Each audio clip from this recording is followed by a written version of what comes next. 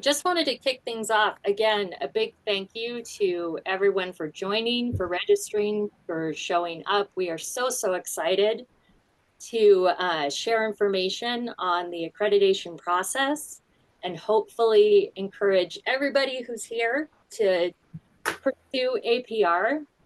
And a big thank you to our panelists from throughout the North Pacific District for being part of today's discussion. It's going to be so exciting to hear what your APR journey was and for everybody to get to ask you all their questions they always wanted to know about this process.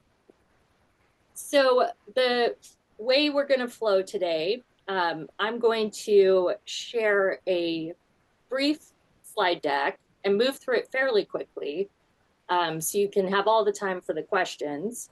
But this is just to provide a high-level overview of the steps in pursuing APR, and we'll share this after so you have this as a reference and also the links that are included within to get you started on your journey. And then we're going to open it up to the panel and give you the opportunity to ask your questions. Before we get into the deck, let's go around the room and have panelists introduce themselves. I'll jump in. So my name's Jackie Coe. I'm in Seattle, Washington. I'm currently actually today in Lacey because I've just started a job with the Washington State Department of Ecology.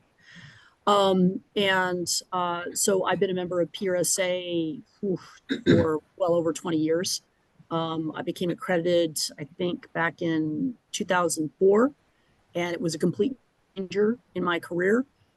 As a result, I had become an APR evangelist, mentoring people through the process. I've been an APR coach for my chapter.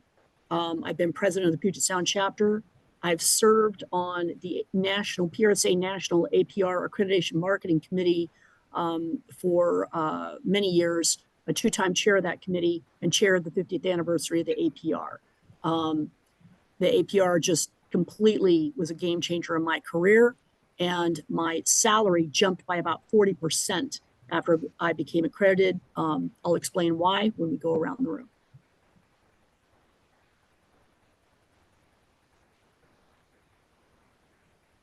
I can go.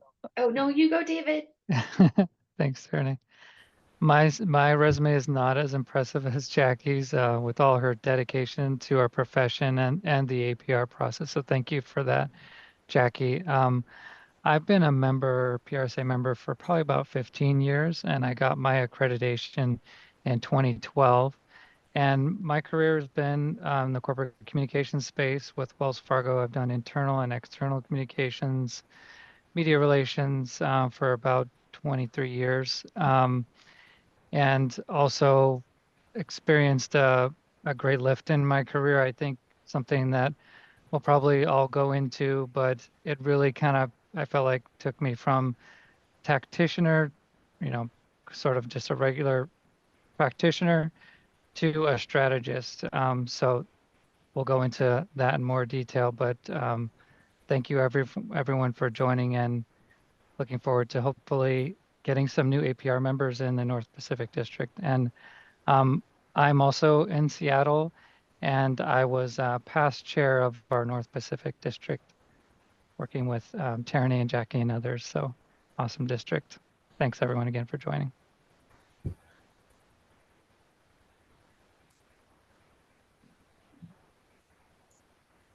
So I'll go next. My name is Janelle Smith. I am part of the Idaho chapter and actually serve on the board as the secretary for our really vibrant and active chapter. I'm so happy to be a part of it. And I'm so thrilled to see so many people join today. It's a bit humbling, but also very exciting to be part of this panel and to just share some of my experiences. In my day job, I work as the strategic communications lead I work for the Forest Service, and specifically in support of the recreation.gov program. It's where everybody makes reservations and plans their trips to the amazing national parks and forests and all the public lands across the country. And just a little bit about receiving an accreditation. I did so in January of 2020.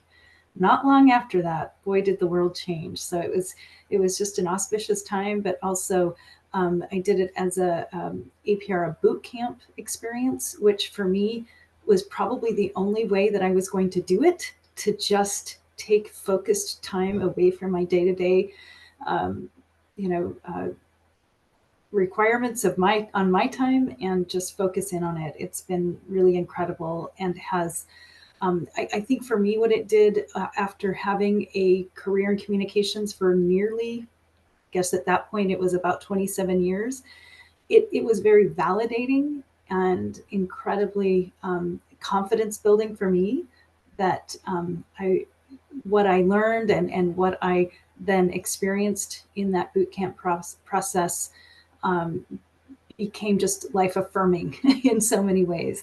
And I can't speak highly enough for what a great experience it has been. And I think it keeps you honest and on your toes, because then the requirements to maintain that accreditation, keep you connected to this amazing community. So I'm really grateful for it, and I appreciate the opportunity to have done it. And so I can pass it off to the next person. Tarina, I don't know that you've spoken yet. Yeah, thanks, Janelle. Hi, everyone. I'm Taranae Foltz. I've got one of the weirdest names ever, and so most people call me T. Um, I I work in marketing. I like to say, I'm the kind of sleeper agent in the marketing department because of my PR background. At a company called Cambia Health Solutions. I'm based in Portland, Oregon. But my company regions, Blue Shield of Idaho, we have offices in Boise. So I get out there as often as I can because Idaho is amazing. And so when I was invited to participate in this, I was really excited. Like David, I'm a past district chair. And I am a pretty gung-ho fan of all things APR. Not as decorated as Jackie, but I've been a panelist and a coach as well. And for me, I got my APR in 2009. I think Tony and I were talking about how that was a great year for APRs because we both got ours at the same time. And for me, I started out in PRSA and then graduated to PRSA in 2005, and then decided that I wanted to pursue accreditation because as a young woman, it was a way to be taken more seriously and show that I was committed to the profession and the strategic aspects of the profession.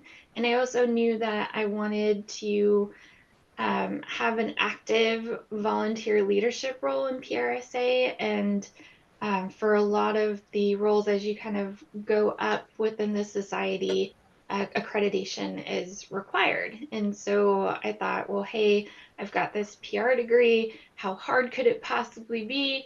And the Oregon chapter facilitates this cohort each year, and they've expanded to include other members in the district. And so that if that's something that you're interested in, we can get you connected there as well.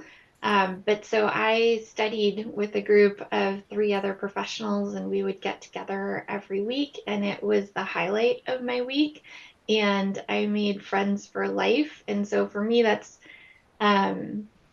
I can talk about the rest of the process, but for me, that was the biggest joy of the experience, was being able to bond so deeply with other members who I wouldn't have really connected with otherwise.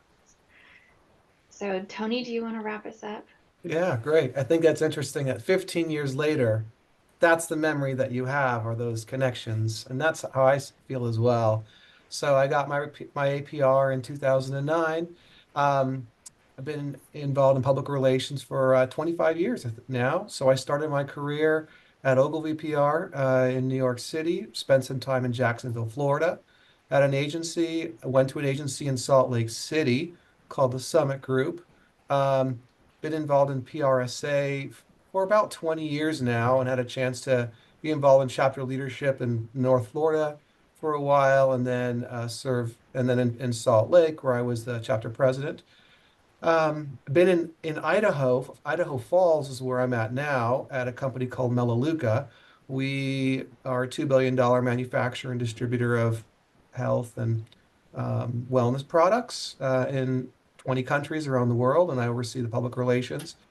And then just 2 years ago, I also was have the opportunity to lead our search engine optimization activities for Melaleuca as well, which has been a blast. And so my APR journey, I went to school at BYU and studied public relations. I just thought if there is a voluntary certification in the industry, why wouldn't I want to go after it? It was a little more challenging than I thought, but it was a lot of fun, great relationships. I learned a lot because studying for when you're studying at college, for those that studied college, PR at college, I mean, I didn't have any practical experience with it. And so here was a few years later, and we would run into a case study, and then we're visiting about with our friends in the group how each person would apply the concepts to a different case study, and it was fascinating. Really enjoyed the process, and hope everybody who's here, strongly considers going after it this year. And before I forget to introduce myself again, I'm Julie Fogerson. I got my APR in 2017, which feels as long ago as 2009. It all feels like 20, 30 years ago. And I live in Boise. I'm the APR chair for the Idaho chapter and also have the tremendous pleasure to serve as the lead for accreditation and fellows for the district. I'm a former colleague of David's at Wells Fargo, and since 2021, I've been a free agent, dabbling in all the different industries and content types, vehicles that we have to communicate messaging, and it is just been the most wonderful experience. So I'm going to move us through this deck, as I mentioned, pretty quickly, but please do start sending those questions through that you want to ask into the Q&A section. We have generated several questions we thought it likely that folks would ask, or either that we wondered about before we started the APR process, but this is your time. So please start sending those questions. Okay.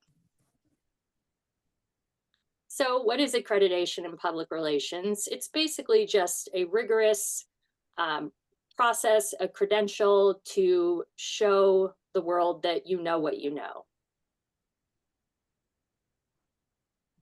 And there are 9 participating organizations as far as the Universal Accreditation Board goes. And we're here, of course, today representing the Public Relations Society of America. Who's eligible?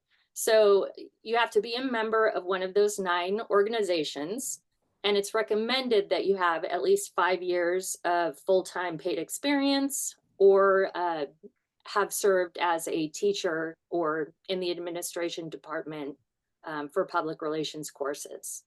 The fee is $385,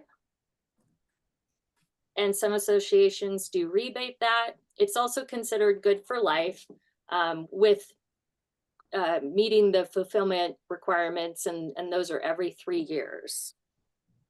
And there's a lot of options when it comes to getting those fulfillment requirements filled. So just 5 simple steps. You apply, you study, do your panel presentation, and then do your online computer examination, and then you're in the 3-year renewal process. So once you've submitted your application and received notice of eligibility, you have a year to complete the entire process. And speaking for myself, but I've heard this from others, a year sounds like a long time, and it is, but it's very important to really schedule back from the end of that year date, so you can make sure to fit everything within the year. Study lots of resources. Cohorts have been mentioned. PRSA has a number of resources on the website. Colleagues who have pursued it are always resources. There are a lot of options to get the studying done. Panel presentation. This was probably the part that made me the most nervous because I just wasn't sure what to expect. And in Idaho, even back when I did this, we had so few APR certified folks. And back then it was a requirement that you conducted in person. So it was a bit of a struggle for me to put my 3-person panel together, but things like that have fortunately shifted.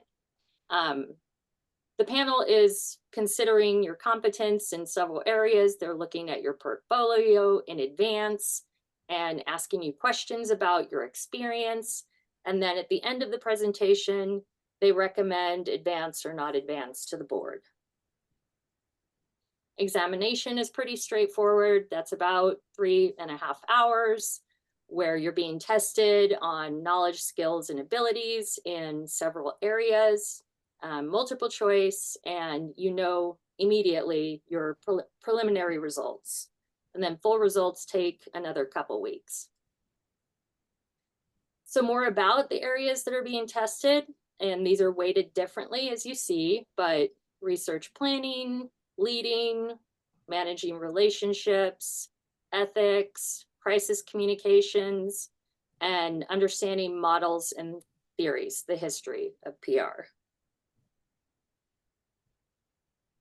So then the last step when you're in the renewal phase, this is just to demonstrate that you're still involved, that you're still hard at work on professional growth.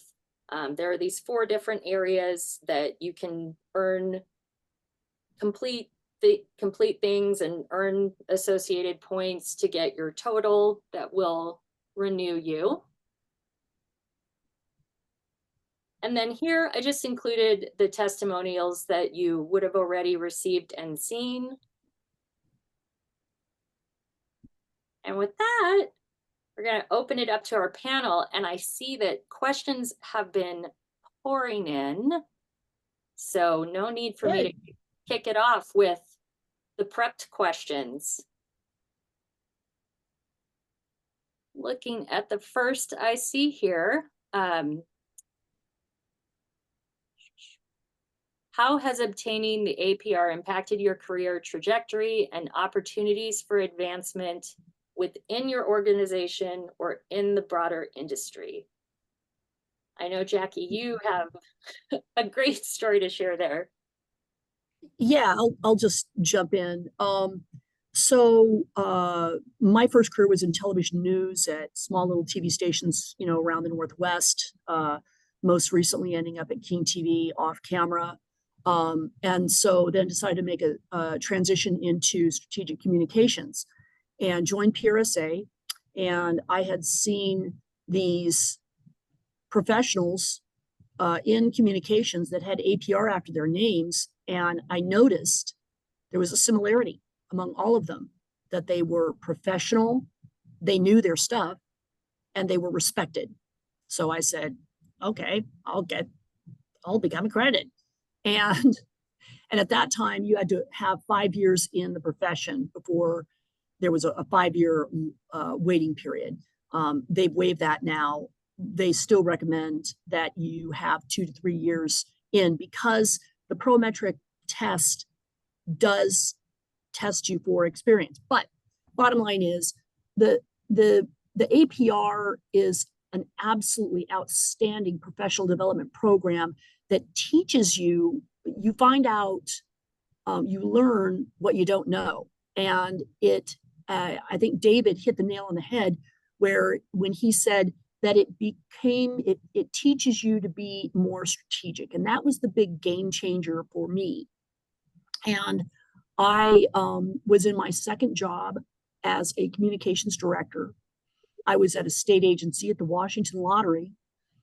I started going through the process and became accredited.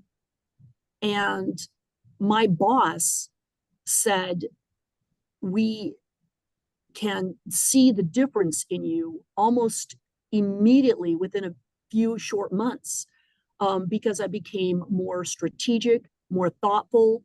My credibility rose within my organization with my fellow teammates, members of the executive team. And then because I became more strategic, I became more effective for them. And then when I started looking to go to the next job, my profile had been raised. So I was able to jump to my next few jobs and take significant pay jumps. Is that because I became accredited, or is because I became more strategic? I'm kind of tripping over our words this morning. But I think, it's a chicken and the egg. The bottom line is the APR taught me to be more strategic. Therefore, I was more effective and more valuable for my clients and my employers. And so that's why I say for the $385 application fee, plus, I strongly recommend that people follow the cut-lip and center effective public relations text. And you can rent that on Pearson for $11 a month, so $40. You don't have to pay the $180 or whatever that Amazon's going to charge you for a new book, right? And then a boot camp that's coming up, and I can give you details on that. But the bottom line is the cost to become accredited is less than $1,000, right? But my pay increased significantly, 40% in the first job jump after I became accredited, and it's just gone up from there. So for me, it's just a no-brainer in terms of the dollars and cents. So I don't know if Julie, if that's what you're referring to, as far as a pretty good story, but it's raised my profile and visibility because it helped me be more strategic. Then I'm just lucky that I was able to fool PRSA and the College of Fellows into inducting me last fall in Nashville.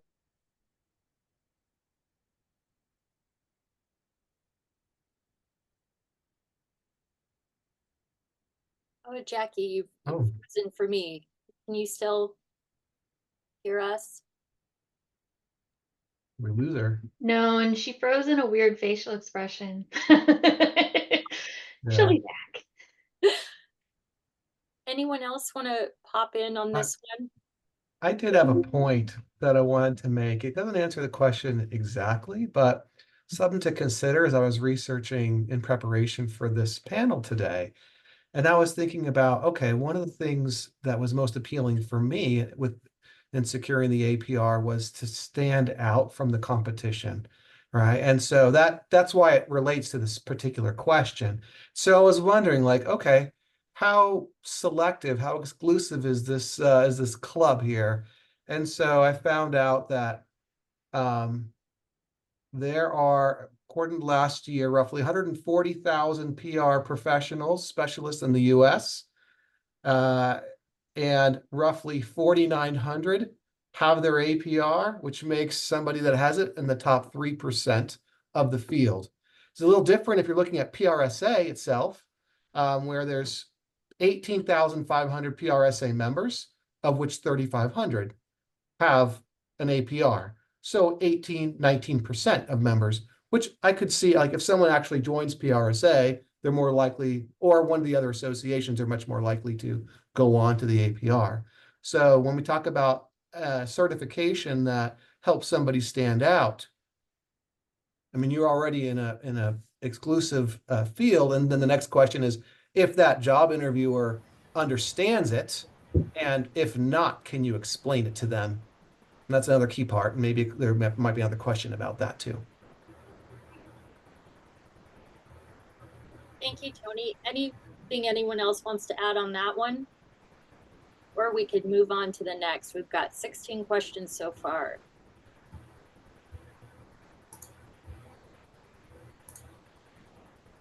Okay, I'm going to move us on. Which specific skills and knowledge areas did you find most valuable in the APR curriculum, and how have they enhanced your day-to-day work? I would love to take that one, if you Julie, if you don't mind. Just real quickly, what I found one of the most valuable aspects of going through that APR experience was to present a campaign and to get feedback and critique from those incredibly seasoned professional PR professionals who were able to really take this objective look at how we presented it, what we presented, um, and give me feedback on it. It was incredibly valuable. And I have brought that with me and have been able to apply that to every other campaign we've developed since. And so having that kind of feedback is, a difficult thing to do otherwise. And it's just been really tremendous for me. So that was one aspect that really stood out that I wanted to share. Thank you. Yeah, and I'll add a little bit, if I may, on what Janelle said. I think putting together your portfolio was a really great experience because you're Yeah. going through and you're supposed to hit on all these sort of metrics around research, planning, implementation, and evaluation.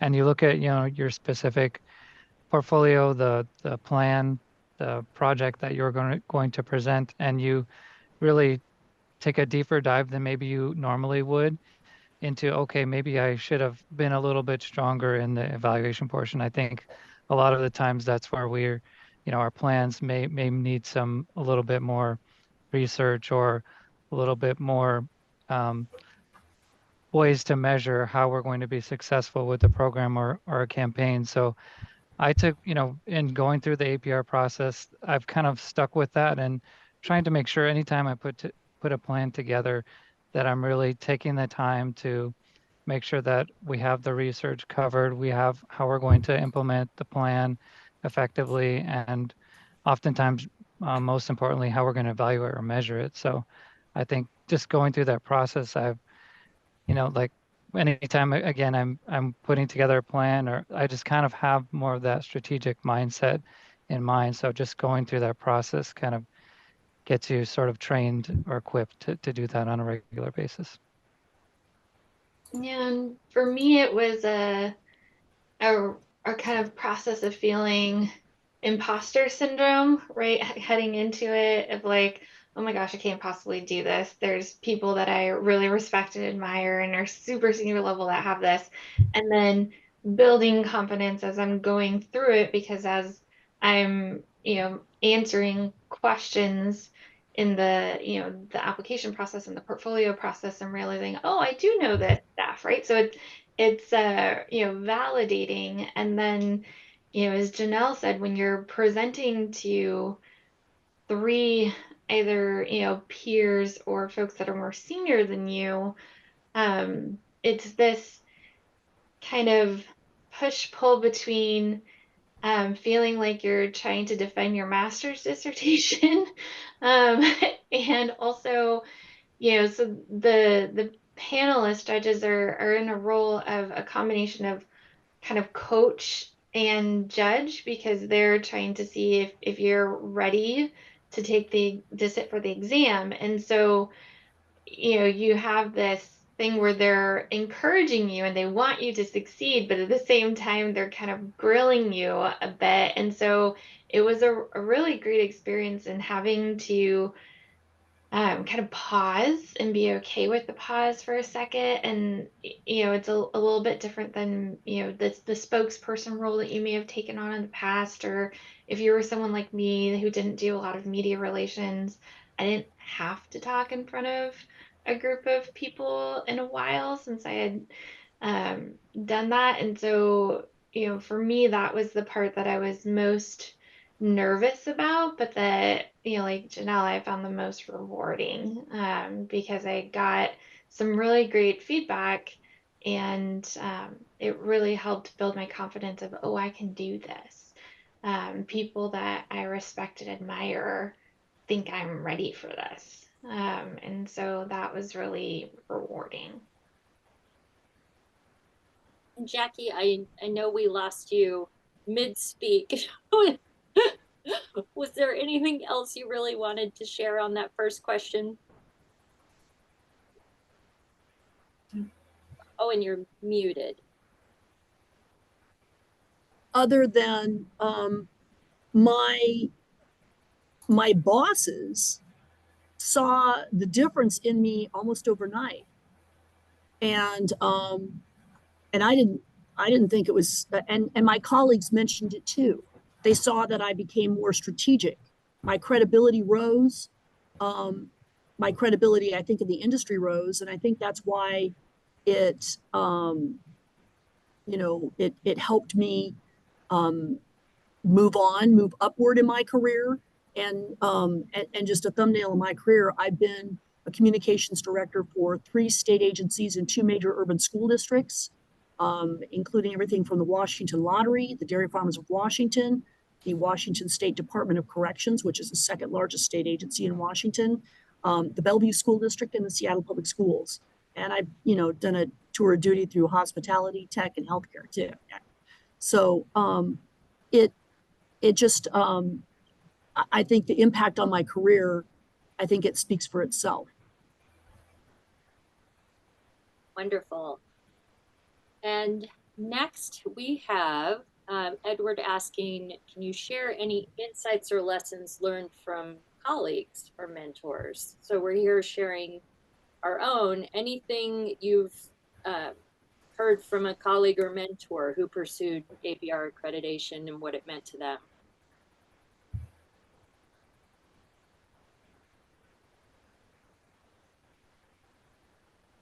Well, I've heard, one of my mentors came over from broadcast journalism like Jackie, and didn't have formal training in the theory of public relations, and found that he had known kind of instinctively how to practice public relations and kind of what the optimal strategy would be to reach an objective, but he didn't know why. And so going through the APR process really gave him that sense of, oh, this is the reasoning behind this. It's not just a gut feeling. And so then he was able to parlay that in advancing his career from a PIO into leadership roles, because he could speak the language that he needed to talk, and he didn't have to say, well, just trust my gut, right? And then, of course, there's certain areas. PR is a very vast discipline, and there's certain areas that you just may never touch, right? So for me, one of those was investor relations, and so I got really a number of questions about that during my panelist review, because it wasn't an area I'd participated in before. And it's funny because some of my mentors also had similar experiences when they were going through that journey, and found that, when they were working at an agency or in a department, that when they made the transition into being a solo practitioner, if you will, and moved into their own consultancy, some of the things they learned gave their toolbox, it strengthened their toolbox so that they could go out on their own and know that if they hadn't done something before, they still had the skills and the transferable skills to be able to reach into that sector, if you will. And so it gave them not just confidence, but also the knowledge and the ability to speak to the folks that they needed to speak to in order to grow their business, or in the case of my original mentor, to grow within his organization. Julie, I wanted to mention a couple of tips, just because we'll probably get to a lot of different questions, but there are two things that I think are pretty important for people. I mean, we could spend hours talking to people about the value of the accreditation but it's then getting into the process and going through the process. And what happens to a lot of people is they go on a self-study path and life gets in the way. So what I recommend, I make a strong recommendation to all the people that I mentor to kind of switch up the steps, in that you can look at the APR study guide. It's posted on the UAB website. Go through that and study that, etc. And then when you think that you're ready to start working on your panel presentation, then fill out your application and send it in to national, because it starts that 1 year clock and things get in the way. Some people get pregnant, injuries happen, change jobs, etc. So that's what I recommend that people do, is that they turn in their application right before. Also,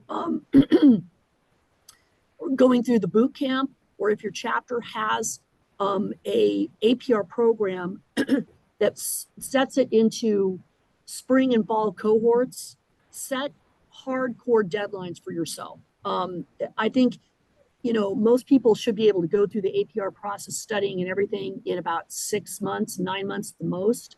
Don't drag it out, because then what we see a lot is a lot of people start the process, but they don't finish it. And so I recommend getting a mentor, somebody that can keep you accountable, on track, but just keep going through it. Don't get freaked out about it. Don't psych yourself out. If I can do it, anybody can, seriously, but take the prometric exam very seriously. It's about 3+ hours, and it's like taking the SAT, right? So you really have to study and strategize for it.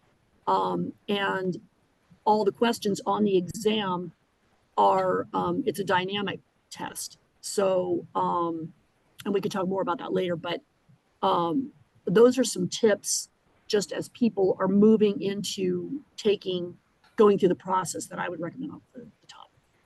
And I would just like to build on that, what Jackie said, on that timing, because it was one of the questions that I saw earlier, is how much time does it take? Mm-hmm. And I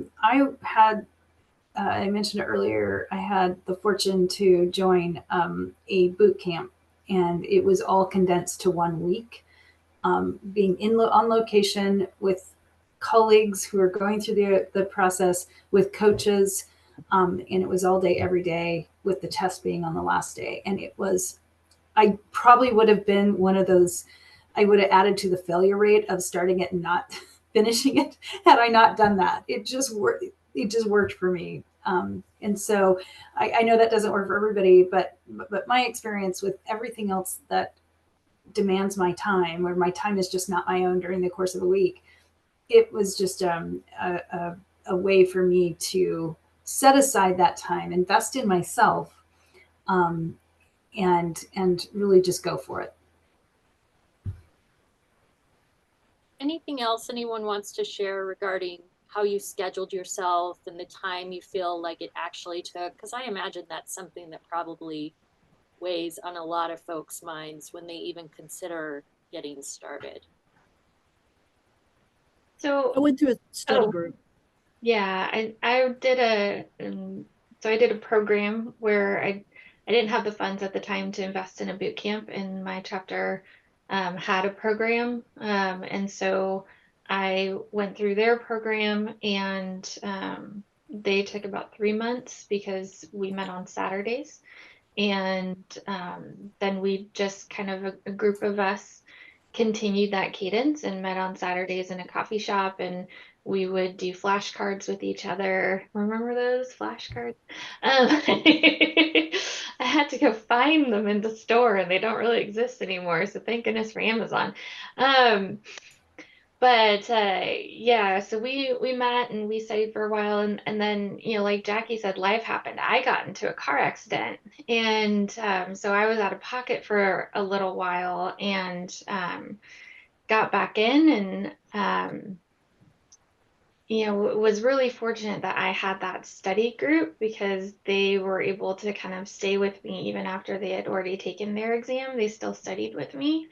And so I think that's probably part of the reason why they were such a key part of my memory during that process is, you know, you could get your PMP if you're interested in project management. I mean, APR is just like any other kind of industry credential.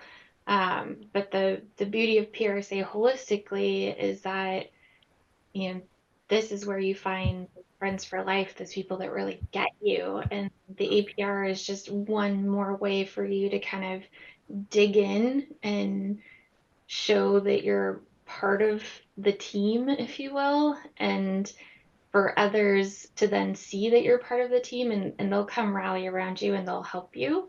It's one of the really nice things about the APR program is that if you need that support, both going through the process and then afterwards, there's people that will answer the phone or your text if you're a millennial like me and hate the phone, just because you're a fellow APR.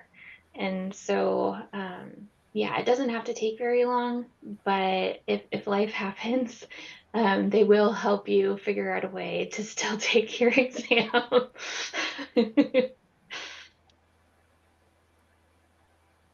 I remember taking the course one time when I was in Florida, and then I didn't take the exam. And then I remember, a year or two later, there was another one in Salt Lake, uh, and did it again, and it was probably like a 6 weeks course, once a week. And then that was great from a social standpoint. I learned a ton. And then it just came down to me putting in a couple hours a week for 6 months or so, and trying to really nail it down, get certain concepts, and before I was ready to go with it. So that's how it worked for me. Oh, and that portfolio review and the readiness review. Yeah, that took several hours too, trying to get the right materials, fill out the forms, just so you can go in there really confident and visit with the panelists. Okay. Well, I am going to move us on to the next question, and I'm going to read it directly.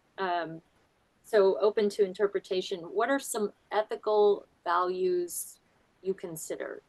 Possibly that relates to what gets tested. I'll jump off.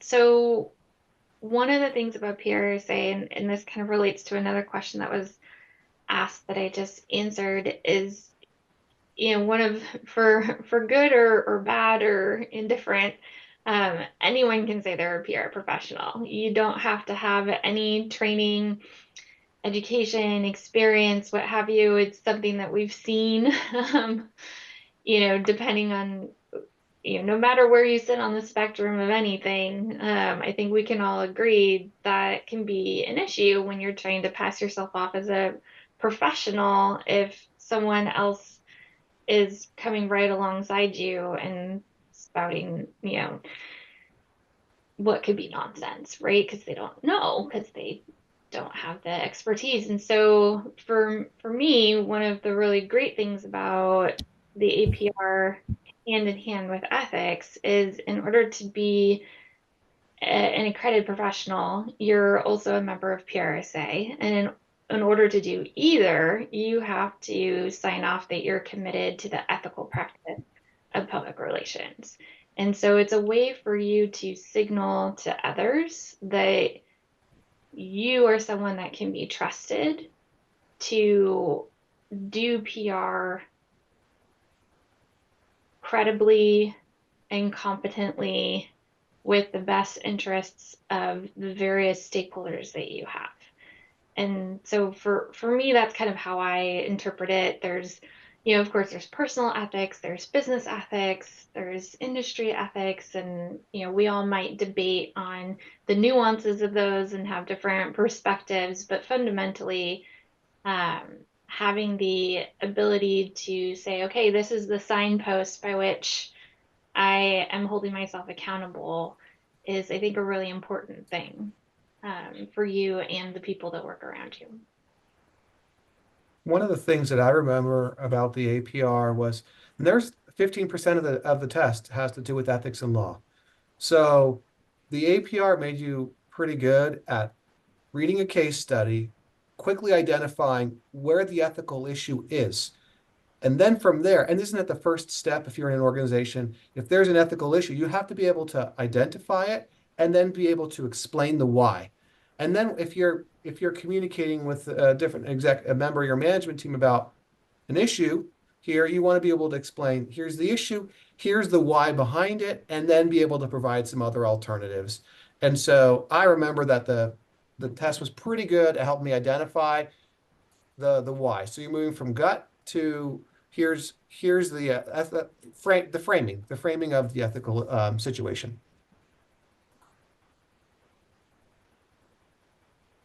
Thank you. Julia, Oh, I'm go just ahead. looking at some of the questions and want to make sure that we address some of the questions. And I think some of the questions overlap with regards to, you know, what is the future outlook for, you know, professionals, the purpose of accreditation. And I think Tony just, you know, touched on it, is that it's making sure that the profession has some standards, some professional development that is embedded, so that people understand the, you know, the concepts of the RPI model, research, you know, planning, implementation, evaluation. Ethics is embedded throughout the entire thing. There was also a question about how the APR has helped in the public sector. And I think I'm a pretty good example of that.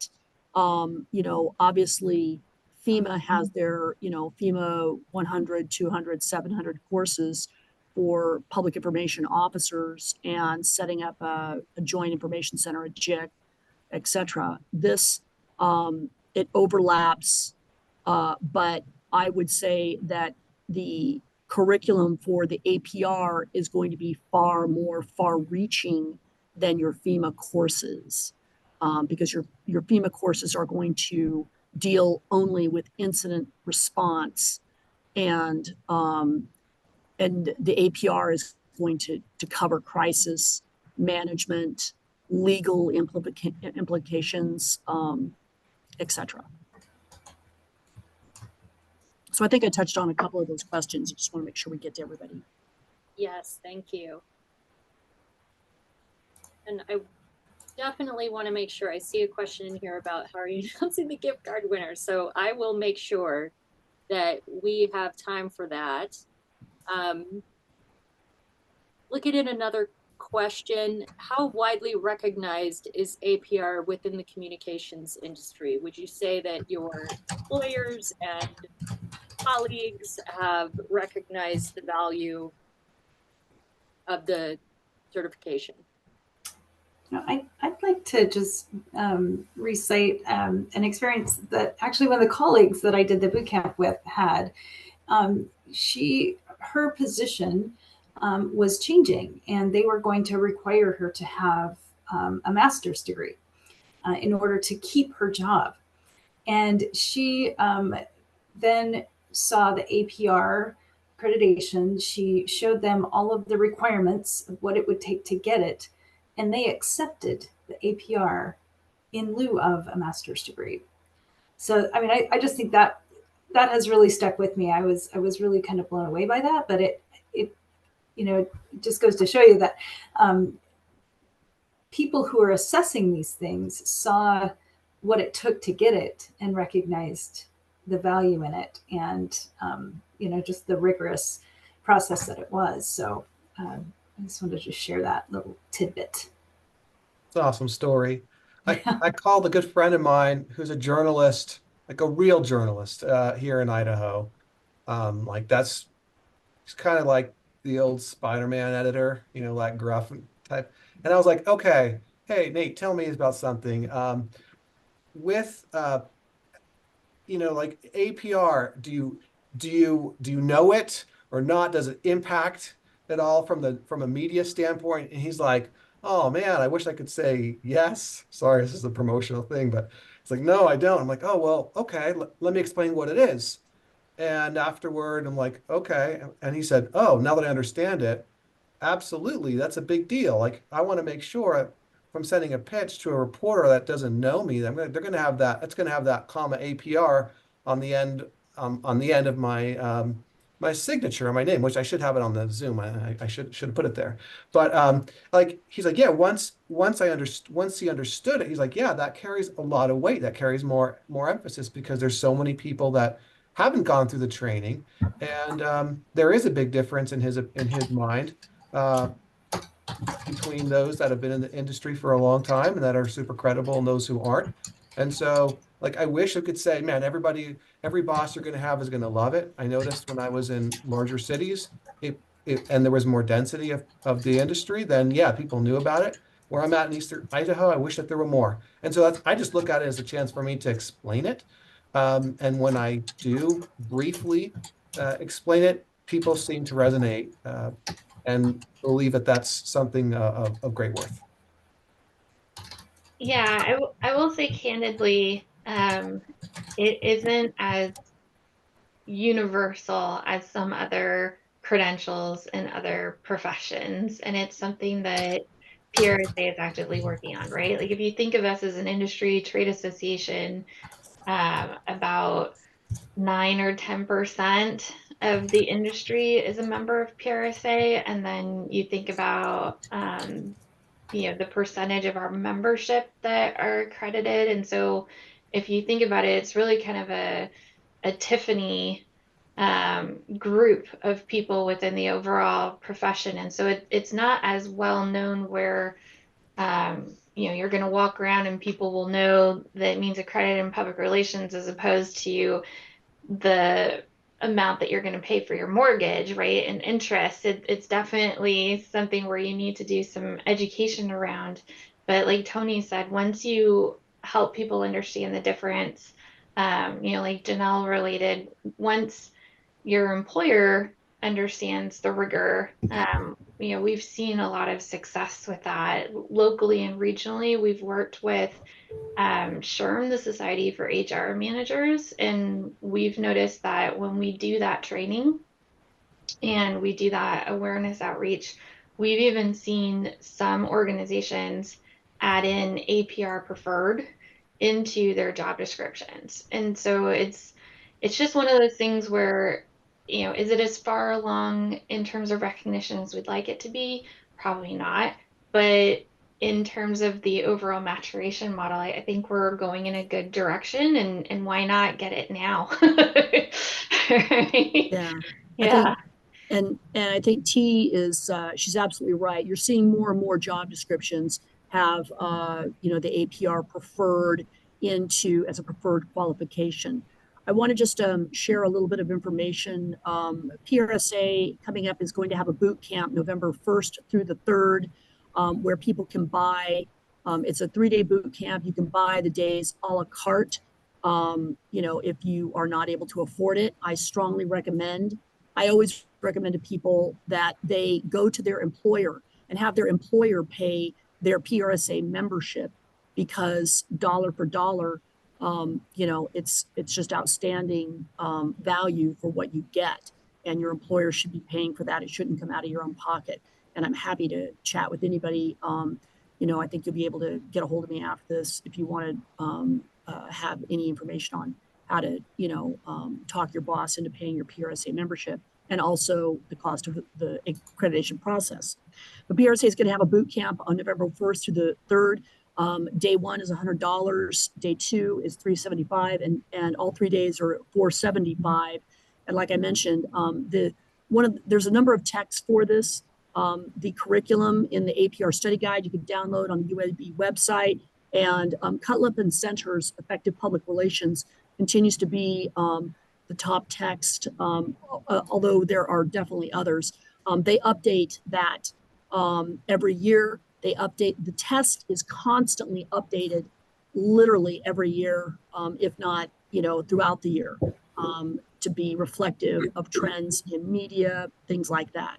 So as I mentioned, Cutlip and Center you can rent through Pearson for $11 a month, which is pretty cost effective. Thank you, everyone. And real quick, just to make sure we get this in, and then if we have a few minutes left, I'd love to do any parting thoughts. I'm going to go ahead and do the gift cards now, in case anyone who's been with us needs to drop off. So I'm just going to do a random number generator. I have all the attendees in a spreadsheet. The number is going to give me associated with the name, and those will be our 2 winners. I'm going to share that just so everyone knows it's fully above board.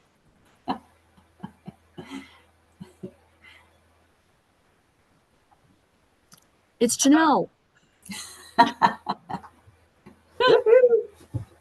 Okay, so we have 128 participants currently. If I name you, then please pop up in the Q&A or the chat and confirm that you're still with us. Okay, 21. Did they have to be present to win? Yes, present to win. Yes, that was a tagline at the lottery. Got to play to win. Monita Madden, are you here?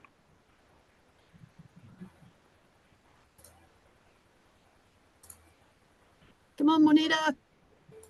Monita? Going once? Okay.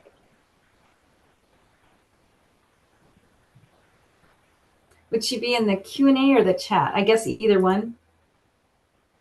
Yeah, either one. She may be registered, but she may not be on the call. Yep. Darn. Okay.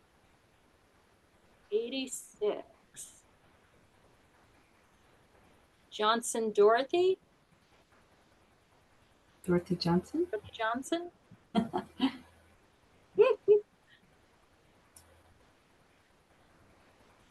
Well, while we're waiting for those people to appear, Julie, you mentioned about, closing thoughts. And I would just say that if you're considering it, go ahead and just do it. All it's going to do is help. It helps you, it helps the profession, and it helps your organization. And so if you're thinking about it enough that you're considering it seriously, we're here to help you go through it. The success rate is pretty high in the North Pacific District of people starting and finishing because there's so many of us that want you to become accredited too. And so you have a tribe of people around you, both in Idaho and outside of Idaho, that want this for you.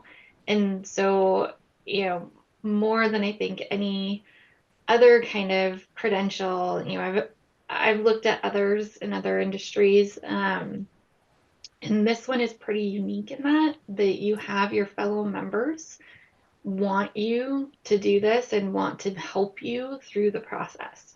And so I would really encourage you, start with the APR study guide. It's a great kind of common ground to kind of get you in the sense of like, these are the things that the exam tests for. These are the books that you may want to consider, and then reach out to Julie in your chapter to get you connected and hooked in. The boot camp is a great idea, but fundamentally we want this for you. It's a really good thing for your career, but also for you as a person.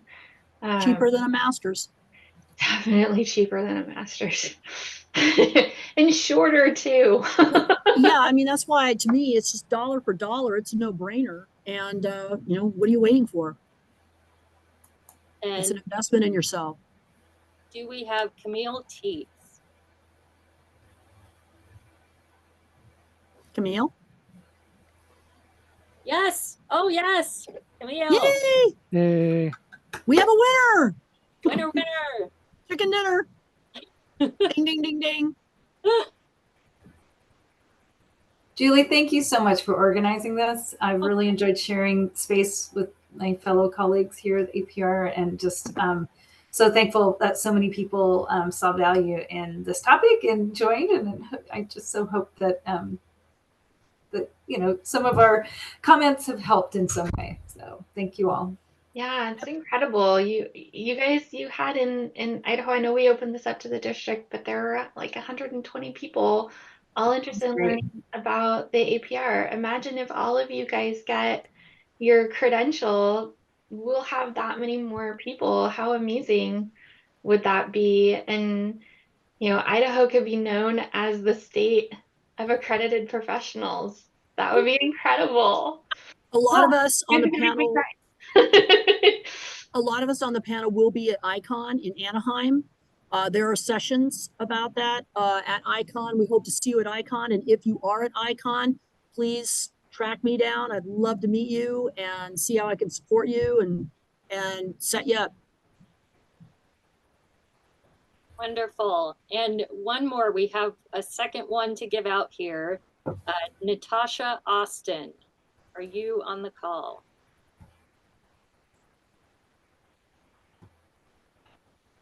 Yes. Oh, perfect. Natasha. Oh, good. It's great. Way to go, Natasha. So to wrap us all up, thank you, everyone. Thank you for being here. Thank you, panelists, for taking time out of your busy days. It's been such a pleasure and honor to have so many folks interested in learning more about APR and all the magic that it sprinkles all over your career when you put in the effort to get that accreditation.